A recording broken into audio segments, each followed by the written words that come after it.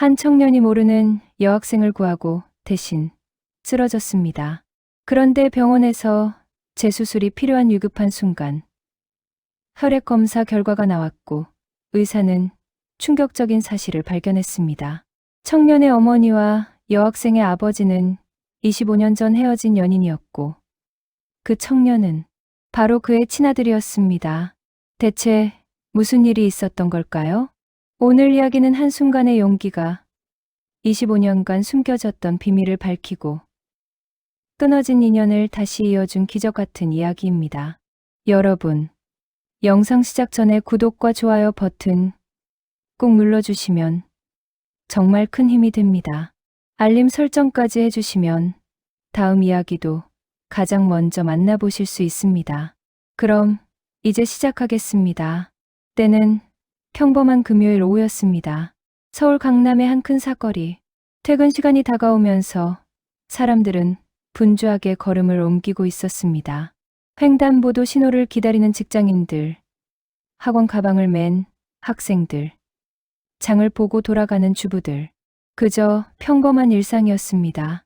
그 중에서도 한 여학생이 눈에 띄었습니다. 고등학교 2학년쯤으로 보이는 그 아이는 교복 차림에 이어폰을 낀 채 스마트폰을 보며 천천히 횡단보도 쪽으로 걸어가고 있었습니다. 아마도 친구와 메시지를 주고받고 있었던 것 같았습니다. 고개를 숙인 채 화면에만 집중하고 있던 그 모습은 요즘 흔히 볼 수 있는 10대의 모습이었습니다. 신호등은 곧 초록불로 바뀔 참이었고 사람들은 조금씩 앞으로 나서기 시작했습니다. 여학생도 자연스럽게 사람들을 따라 한 발 한 발 내딛고 있었습니다. 그런데 그때였습니다. 끼익, 귀를 찢는 듯한 브레이크 소리가 들려왔습니다. 아니, 정확히는 브레이크를 밟지 않은 채 그대로 질주하는 엔진음이었습니다. 약 30m 전방에서 검은색 SUV 차량 한 대가 무서운 속도로 사거리 안쪽으로 돌진하고 있었습니다. 신호는 아직 빨간불이었습니다. 차량은 멈출 기미를 전혀 보이지 않았습니다. 사람들은 너무 갑작스러운 상황에 이처 반응하지 못했습니다. 누군가는 뒤늦게 소리를 지르기 시작했지만 이미 차는 너무 가까이 와 있었습니다.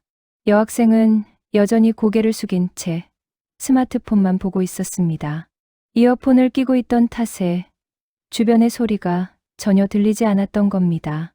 그 순간 사거리 모퉁이 편의점 앞을 지나던 한 청년이 있었습니다. 28살 민준이었습니다.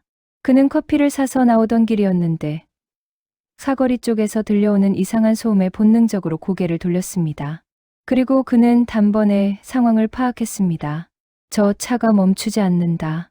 저 여학생은 위험을 모르고 있다. 충돌까지 남은 시간은 불과 2초. 망설임은 없었습니다. 민주는 손에 들고 있던 커피를 그대로 떨어뜨리고 전력으로 달려갔습니다. 비켜. 그가 소리쳤지만 여학생은 듣지 못했습니다. 남은 거리 5m, 차량과의 거리 10m. 민주는 있는 힘껏 달렸습니다. 그리고 마지막 순간 여학생의 등을 향해 두 팔을 뻗었습니다. 쿵. 민준의 손이 여학생의 어깨를 강하게 밀어냈습니다. 여학생의 몸은 옆으로 휘청거리며 횡단보도 밖으로 튕겨나갔고 그녀의 스마트폰은 허공을 가르며 날아갔습니다.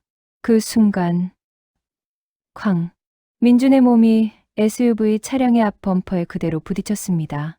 둔탁한 충격음과 함께 그의 몸은 마치 인형처럼 공중으로 떠올랐습니다. 차량의 후드 위로 굴러 올라간 민준의 몸은 앞 유리창에 부딪혔다가 다시 옆으로 미끄러지며 아스팔트 바닥으로 떨어졌습니다. 쿵, 쿵, 쿵.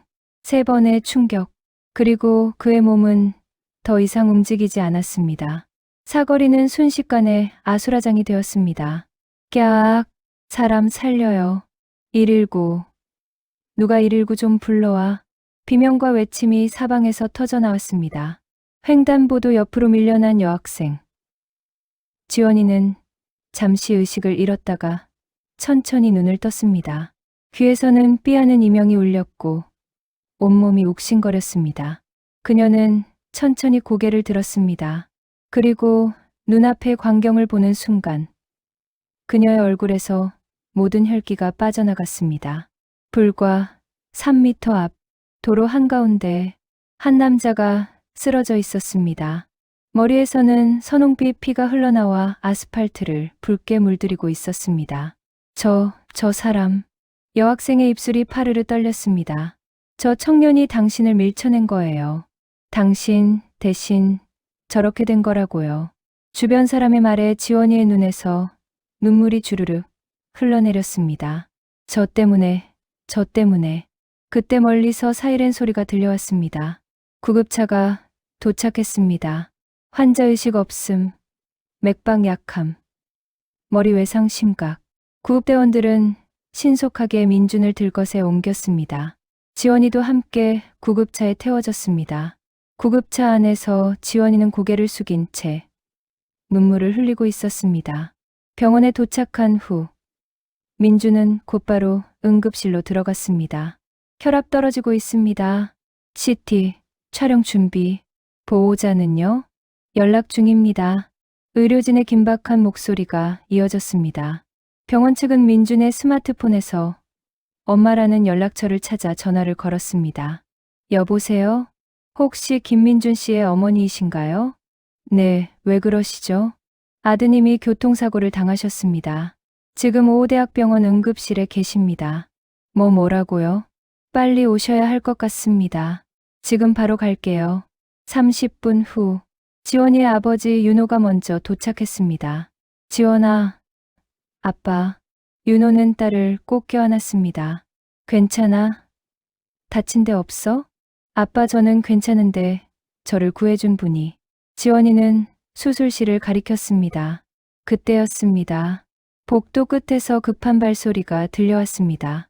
우리 아들 어디 있어요? 한 여성의 목소리가 울려 퍼졌습니다. 윤호는 본능적으로 그쪽을 돌아보았습니다. 그리고 그 순간 그의 몸이 굳어버렸습니다. 50대 초반쯤으로 보이는 여성이 앞치마를 벗지도 못한 채 헐떡이며 달려오고 있었습니다. 수진 씨? 윤호는 자신도 모르게 그 이름을 불렀습니다. 복도를 달리던 여성. 수진의 발걸음이 멈췄습니다. 그녀도 윤호를 보았습니다. 두 사람의 시선이 공중에서 마주쳤습니다. 25년, 그들이 마지막으로 만난 지 25년이 지난 시간이었습니다. 윤호 씨? 수진의 입술이 떨렸습니다. 윤호는 대답하지 못했습니다. 수진은 다시 간호사에게 달려갔습니다. 제 아들이요. 김민준이요. 어머니, 진정하세요. 환자분은 지금 수술 중이십니다. 수술? 수진은 수술실 문 앞에 주저앉았습니다. 윤호는 천천히 그녀에게 다가갔습니다. 수진 씨. 수진이 고개를 들었습니다. 눈물로 범벅이 된 얼굴로 그를 바라보았습니다. 당신이 정말 윤호 씨가 맞나요? 네. 세상에. 저기 수술받고 계신 분이 제 딸을 구해주셨습니다. 뭐라고요? 제 딸이 차에 치일 뻔한 걸 아드님이 구해주셨어요. 수진은 지원이를 바라보았습니다. 저 아이를 우리 민준이가. 네. 그리고 대신 윤호는 말을 잇지 못했습니다. 두 사람은 수술실 앞 의자에 나란히 앉았습니다. 침묵이 흘렀습니다. 25년 만이네요. 수진이 먼저 입을 열었습니다. 그러게요. 결혼은 하셨어요? 네. 수진 씨는요? 저도요. 민준이 아버지는 좋은 사람이에요. 짧은 대화 뒤 다시 침묵이 흘렀습니다. 수진의 눈에서 눈물이 흘러내렸습니다. 윤호 씨, 저 무서워요. 우리 아들이 괜찮을 거예요. 윤호는 그녀의 등을 토닥였습니다. 3시간 후 수술실 문이 열렸습니다. 보호자분 계신가요? 의사가 나왔습니다. 네. 수진이 급히 일어났습니다. 수술은 성공적으로 끝났습니다. 다만 아직 의식은 돌아오지 않았고 앞으로 72시간이 중요합니다. 그래도 살았다는 거죠? 네. 최선을 다했습니다. 감사합니다. 수진은 그 자리에서 울음을 터뜨렸습니다. 윤호와 지원이도 안도의 한숨을 내쉬었습니다. 민주는 중환자실로 옮겨졌습니다. 온몸에 각종 선들이 연결되어 있었고 인공호흡기를 달고 있었습니다. 수진은 병원을 떠나지 않았습니다. 윤호도 매일 찾아와 수진 곁을 지켰습니다. 지원이도 학교가 끝나면 병원에 와서 유리창 너머로 민준을 바라보았습니다. 이틀이 지났습니다. 민준의 상태는 안정적이었습니다. 의사들도 곧 의식을 회복할 것이라고 말했습니다. 하지만 사흘째 되는 날 새벽, 삐삐삐. 갑자기 모니터에서 경보음이 울렸습니다. 환자 혈압 급상승, 뇌압 상승 중, 급성 뇌부종입니다. 의료진이 급히 민준에게 달려갔습니다. 중환자실 밖에서 자고 있던 수진이 깨어났습니다. 무슨 일이에요? 우리 아들이 왜 그래요? 어머니, 진정하세요. 지금 응급 처치 중입니다. 잠시 후 의사가 나왔습니다. 급성 뇌부종이 발생했습니다. 재수술이 필요합니다. 재수술? 네. 그런데 문제가 있습니다. 환자분의 면역 체계가 약해져서 감염 위험이 매우 높습니다. 그럼 어떡해요? 골수 이식이 필요할 수 있습니다. 가족 중에 골수 적합자가 있으면 생존율이 크게 높아집니다. 골수 이식? 수진의 얼굴이 새하얗게 질렸습니다. 일단 환자분 남편분과 어머니 혈액 검사부터 진행하겠습니다. 남편은 지금 해외 출장 중이라 내일 오후에나 올 수 있어요. 그럼 어머니 것부터 하겠습니다. 수진은 혈액 검사를 받았습니다. 윤호는 아침 일찍 병원에 도착했고 상황을 전해 들었습니다. 골수 이식이 필요하다고요? 네, 근데 저는 안 맞을 거예요. 수진의 목소리가 떨렸습니다. 무슨 말씀이세요? 저는 수진은 말을 잇지 못했습니다. 몇 시간 후 의사가 수진을 따로 불렀습니다. 어머니, 잠깐 이야기 좀 하시죠. 진료실에 들어간 수진에게 의사가 조심스럽게 말했습니다. 어머니 혈액 검사 결과를 말씀드리겠습니다. 어머니와 환자분의 HLA 타입이 적합하지 않습니다. 골수 이식이 어렵습니다. 남편분도 검사하셨는데 역시 적합하지 않네요. 친부를 찾아야 합니다. 친부라면 적합할 확률이 높습니다. 환자분의 친아버지는? 수진은 고개를 떨구었습니다. 눈물이 뚝뚝 떨어졌습니다. 선생님, 수진이 떨리는 목소리로 말했습니다. 지금 남편은 민준이의 친아버지가 아니에요. 그럼 친아버지는 누구십니까? 환자분의 생명이 위급합니다. 저 밖에 계신 분이요. 어머니, 지금은 환자분의 목숨이 최우선입니다. 수진은 한참을 울다가 천천히 고개를 들었습니다. 선생님 혹시 다른 사람도 검사할 수 있나요? 네, 가능합니다. 그럼 저 밖에 있는 분, 윤호 씨라는 분 그분도 검사해 주실 수 있나요? 네. 하지만 선생님, 제발요. 그냥 검사만 해주세요. 의사는 고개를 끄덕였습니다. 수진은 진료실을 나와 윤호에게 다가갔습니다. 윤호 씨. 네. 수진 씨. 저기 부탁이 하나 있어요. 말씀하세요. 윤호 씨도 혈액 검사 좀 해주실 수 있나요? 혹시 몰라서. 저요? 하지만 저는 민준 씨와 아무 관계도. 그래도 제발요. 혹시 모르니까. 수진의 눈빛이 절박했습니다. 윤호는 고개를 끄덕였습니다. 알겠습니다. 검사 받겠습니다. 윤호도 혈액 검사를 받았습니다. 그리고 몇 시간 후 의사가 윤호와 수진을 함께 불렀습니다. 두 분 앉으세요. 의사의 표정이 심각했습니다. 검사 결과가 나왔습니다. 윤호 씨 당신과 환자분의 HLA 타입이 일치합니다. 네? 그게 무슨? 의학적으로 당신이 환자분의 친부일 가능성이 99.9%입니다. 뭐라고요? 윤호는 믿을 수 없다는 표정으로 의사를 바라보았습니다. 그리고 천천히 수진을 돌아보았습니다. 수진은 고개를 숙인 채 울고 있었습니다. 수진 씨, 이게 무슨? 미안해요, 윤호 씨. 정말 미안해요. 수진의 목소리가 떨렸습니다. 별도의 상담실. 윤호와 수진이 마주 앉아 있었습니다. 윤호는 아직도 믿을 수 없다는 표정이었고, 수진은 눈물을 흘리고 있었습니다. 수진 씨, 설명 좀 해주세요. 대체 무슨 일이? 윤호 씨. 수진은 떨리는 목소리로 말하기 시작했습니다. 저 부산 가기 전에 이미 임신 중이었어요. 그때는 저도 몰랐어요. 우리가 헤어지고 한 달쯤 지났을 때 알게 됐죠. 윤호는 아무 말도 하지 못했습니다. 윤호 씨한테 연락하려고 했어요. 정말이에요. 하지만 수지는 눈물을 닦았습니다. 하지만 윤호 씨가 얼마나 힘든지 알고 있었어요. 집안비 때문에 두세 개 일을 하면서도 죽을 상을 하고 있었잖아요. 그때 제가 임신 사실을 말하면 윤호 씨는 더 힘들어질 거라고 생각했어요. 그래서 혼자 결정하신 거예요? 윤호의 목소리가 떨렸습니다. 미안해요. 정말 미안해요. 그럼 민준이는 처음부터 내 민준이는 윤호 씨 아들이에요. 근데 지금 남편은 제가 부산에서 만난 사람인데 그분은 제가 임신 중인 걸 알면서도 저를 받아들여 줬어요. 그 사람은 처음부터 민준이가 자기 아들이 아니라는 걸 알고 있었어요. 하지만 민준이를 친자식처럼 사랑해줬고 저도 그 사람한테 정말 감사하게 생각하고 있어요. 수지는 윤호를 바라보았습니다. 하지만 윤호 씨 저는 평생 윤호 씨를 잊은 적이 없어요. 민준이를 키우면서 매일 윤호 씨를 생각했어요. 수진 씨, 민준이 이름도 윤호 씨가 좋아하던 그 이름으로 지었잖아요. 민준이가 자라면서 윤호 씨를 닮아갈 때마다 저는 수지는 더 이상 말을 잇지 못하고 울음을 터뜨렸습니다. 윤호는 두 손으로 얼굴을 감쌌습니다.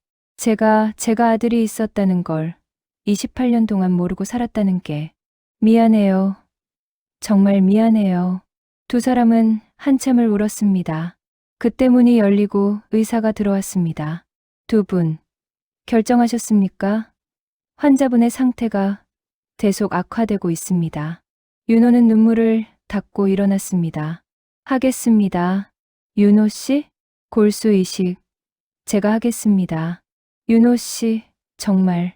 수진 씨. 윤호가 수진을 바라보았습니다. 저는 지난 25년을 원망할 수도 있어요. 하지만 지금은 그게 중요한 게 아니잖아요. 민준 씨는 제 아들이고 그 아이가 지금 위험합니다. 아버지로서 해야 할 일을 하겠습니다. 수지는 윤호의 손을 꼭 잡았습니다. 고마워요. 정말 고마워요. 곧바로 골수 적합성 검사가 진행되었고 결과는 완벽하게 일치했습니다. 다음 날 아침 윤호의 골수 이식 수술이 시작되었습니다. 수술실 밖에는 수진과 지원이가 앉아 있었습니다. 지원이는 아직 아무것도 모르는 상태였습니다. 아빠가 왜 수술을 받는 거예요? 수진은 대답하지 못했습니다. 6시간 후, 두 수술이 모두 성공적으로 끝났습니다. 윤호의 골수가 민준에게 이식되었고, 민준의 상태도 점차 안정을 찾아갔습니다. 회복실에 누워있는 윤호를 수진이 찾아왔습니다. 윤호 씨, 괜찮으세요? 네, 좀 아프지만 괜찮아요. 민준 씨는요? 의사 선생님이 잘 됐대요. 이제 곧 깨어날 거래요. 다행이네요. 윤호는 천장을 바라보며 말했습니다. 수진 씨, 저 하나 물어봐도 될까요? 네. 민준이는 어떤 청년인가요? 수진은 미소 지었습니다. 착한 아이예요. 어릴 때부터 남을 먼저 생각하고 약한 사람을 보면 그냥 지나치지 못하는 그런 아이였어요. 초등학교 때 친구가 괴롭힘 당하는 걸 막다가 같이 맞아서 온 적도 있고, 중학교 때는 길에서 넘어진 할머니를 부축해드리다가 지각한 적도 있어요. 그랬군요. 윤호 씨를 닮은 것 같아요. 따뜻하고 용감한 사람으로 자랐어요. 윤호의 눈에서 눈물이 흘러내렸습니다. 고마워요. 수진 씨, 잘 키워줘서. 제가 더 고마워요. 민준이를 낳게 해줘서. 그리고 오늘 민준이를 살려줘서. 두 사람은 서로의 손을 꼭 잡았습니다. 3일 후, 민준이 눈을 떴습니다. 응. 민준아. 수진이 아들의 손을 잡았습니다. 엄마. 그래. 엄마야. 정신 차렸니? 저는 여기가 병원이야. 넌 큰 수술 받았어. 민주는 천천히 주변을 둘러보았습니다.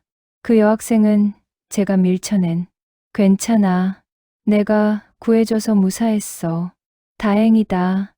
민주는 안도의 한숨을 내쉬었습니다. 며칠 후, 민주는 많이 회복되었습니다. 윤호도 회복실에서 일반 병실로 옮겨졌습니다. 수지는 두 사람 사이를 오가며 돌봤습니다. 어느 날, 민준이 물었습니다. 엄마, 제가 살 수 있었던 건 누가 골수를 주신 거예요? 수지는 잠시 망설이다가 대답했습니다. 민준아, 엄마가 너한테 할 말이 있어. 무슨 말씀이세요? 민준아. 수지는 아들의 손을 꼭 잡았습니다. 아빠, 지금 아빠 말이야. 너의 친아버지가 아니야. 네. 엄마가 너를 임신했을 때 엄마에게는 다른 사람이 있었어. 민주는 믿을 수 없다는 표정이었습니다. 그 사람이 내 친아버지고 그분이 너한테 골수를 줬어. 그럼 그 사람이 누구예요? 윤호 씨라고 저기 옆 병실에 계셔. 내가 구한 여학생의 아버지야. 민주는 충격을 받은 표정이었습니다. 그럼 제가 구한 아이는? 그래, 내 이복 여동생이야. 민주는 한참을 아무 말도 하지 못했습니다. 민준아, 미안해. 엄마가 너한테 거짓말하고 살았어. 아니에요, 엄마. 민준이 수진의 손을 잡았습니다. 엄마가 저를 낳아주시고 사랑으로 키워주신 건 변함없잖아요. 그리고 지금 아빠도 저를 친아들처럼 사랑해 주셨고요. 민준아, 저 그분을 만나볼 수 있을까요? 제 친아버지를. 그래, 가자. 수지는 민준을 휠체어에 태워 윤호의 병실로 갔습니다. 문을 열자 윤호가 침대에 앉아 있었고 지원이도 함께 있었습니다. 안녕하세요. 민준이 조심스럽게 인사했습니다. 민준 씨. 윤호는 일어나려다가 몸이 아파 다시 앉았습니다. 선생님이 제 친아버지시라고 들었습니다. 그렇다고 들었네. 고맙습니다. 저를 살려주셔서. 아니야. 윤호가 말했습니다. 내가 고마워해야지. 내가 우리 딸을 구해줘서. 두 사람은 서로를 바라보았습니다. 그리고 민주는 지원이를 돌아보았습니다. 그럼 학생이 내 여동생이 되겠군요. 네. 지원이도 놀란 표정이었습니다. 오빠가 정말 제 오빠였어요? 그런 것 같네요. 민주는 미소 지었습니다. 그래서 그랬나 봐요. 당신을 봤을 때 왠지 그냥 지나칠 수가 없었어요. 오빠. 지원이는 눈물을 흘렸습니다. 미안해요, 쟤 때문에. 아니야, 지원아. 민준이 지원이의 머리를 쓰다듬었습니다. 네, 잘못이 아니야. 그리고 너는 내 동생이잖아. 오빠가 동생 지키는 건 당연한 거야.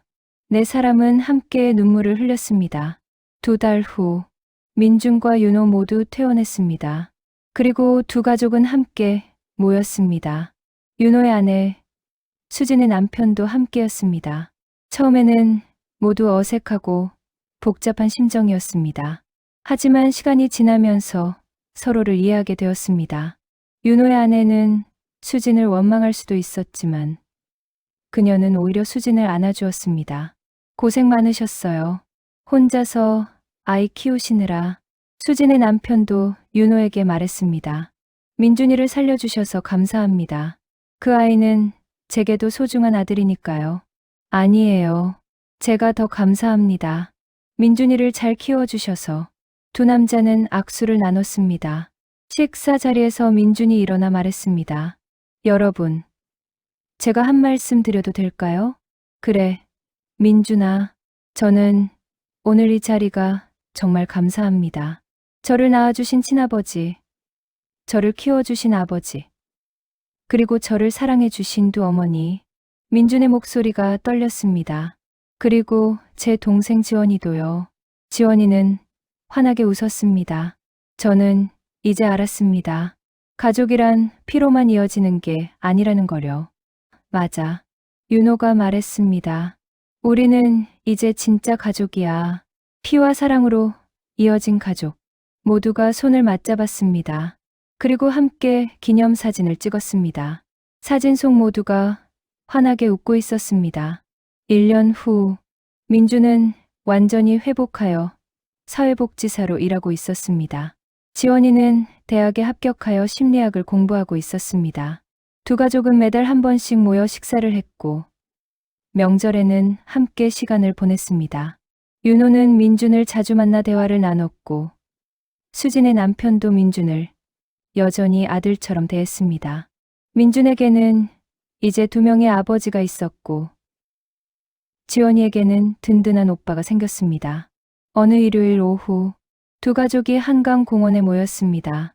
25년 전 윤호와 수진이 처음 고백했던 그 벤치 앞에서. 여기가 그 자리예요? 민준이 물었습니다. 응. 여기서 내 엄마한테 고백했어. 윤호가 웃으며 대답했습니다. 그리고 여기서 헤어졌고요. 수진이 덧붙였습니다. 하지만 이제 여기서 다시 만났네요. 민준이 말했습니다. 그것도 이렇게 큰 가족으로. 지원이가 오빠의 팔을 잡았습니다. 오빠, 고마워요. 저를 구해줘서. 그리고 우리 가족이 되어줘서. 나도 고마워. 지원아, 내가 있어서 우리가 다시 만날 수 있었으니까. 윤호와 수지는 서로를 바라보며 미소 지었습니다. 25년 전에는 헤어져야 했지만 25년 후 운명은 그들을 다시 만나게 했습니다. 더 아름다운 형태로, 더 큰 사랑으로. 한강의 석양이 가족들을 따뜻하게 비추고 있었습니다. 오늘 이야기는 여기까지입니다. 한 청년의 용기가 25년간 숨겨졌던 비밀을 밝혔고, 끊어진 인연을 다시 이어주었습니다. 아들이 딸을 구했고, 아버지가 아들을 구했습니다. 그리고 두 가족은 하나가 되었습니다. 때로는 인생이 우리를 갈라놓지만 운명은 결국 우리를 다시 만나게 합니다. 여러분도 혹시 잃어버렸던 인연을 다시 만난 경험이 있으신가요? 댓글로 이야기 나눠주시면 감사하겠습니다. 이 영상이 마음에 드셨다면 구독과 좋아요, 알림 설정 부탁드립니다. 다음에도 더 감동적인 이야기로 찾아뵙겠습니다. 시청해주셔서 감사합니다. 본 이야기는 실화를 바탕으로 재구성한 허구의 이야기입니다. 등장하는 인물, 장소, 사건은 모두 각색된 내용이며 실제와 무관합니다.